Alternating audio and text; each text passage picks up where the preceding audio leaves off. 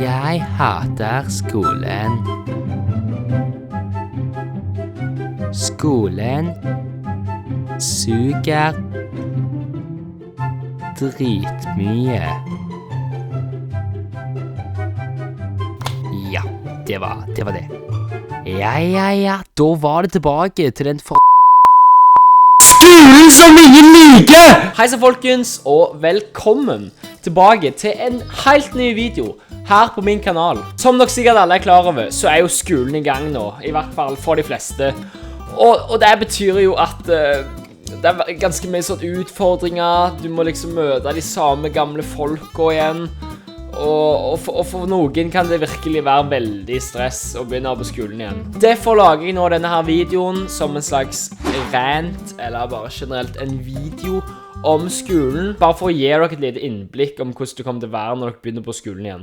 Noe av det første som kommer til å skje når du begynner på skolen igjen, at du møter disse her samme gamle trynene som du har sett de siste årene, og du virkelig går inn for å late som at du synes det er så sinnssykt kjekt å se det igjen. Og da går du liksom litt sånn rundt på skolen, bare smiler, hilser på alle der du har gått i klasse med før, er sånn, «Ei, beste kompis!» Selv om det egentlig bare er en sånn random fyr du har gått i klasse med i 2 år, som du tror du har et bra forhold til, men egentlig så har du ikke det. Dere har ikke snakket i lag på flere måneder, så det var sommerferie.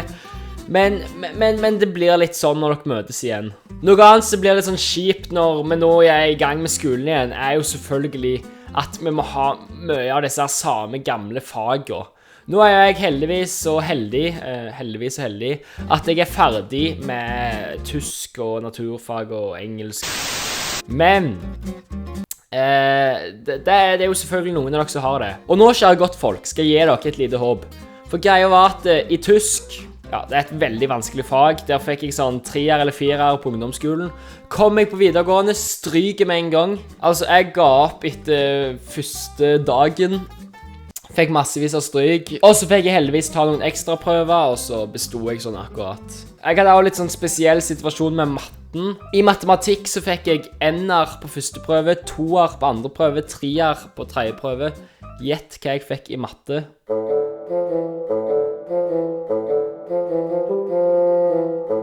Ja, jeg fikk 3-er.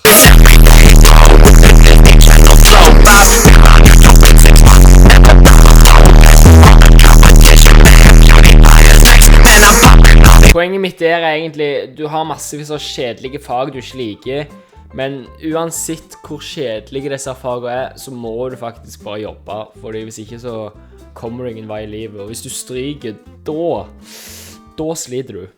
Nå skal jeg nevne en sånn liten ting med videregående, som jeg synes er ganske så irriterende. Dere skjønner det at når du går på videregående, så har du jo timer på 90 minutter, altså 1,5 time.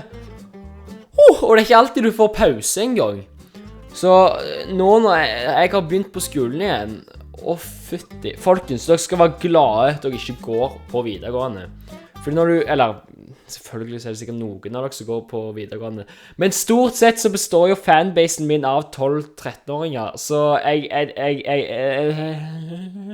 så flesteparten av dere som ser på skal være sinnssykt glade for at dere ikke går på videregående, fordi det er ikke sikkert dere får pause en gang, og hvis dere ikke får pause, så er det jo 90 minutter i ett sett, eller strekk, eller hva fillen det heter. Så nyt ungdomsskolen, eller barneskolen, eller barnehagen, det er samme for meg, så lenge dere kan. Og nå når vi er så godt i gang på skolen igjen, så er det jo selvfølgelig også veldig kjekt å se disse her lærere. Nei, det er ikke kjekt å se lærerne. Fordi greia er at ofte så får en kanskje de samme lærerne enn har hatt før.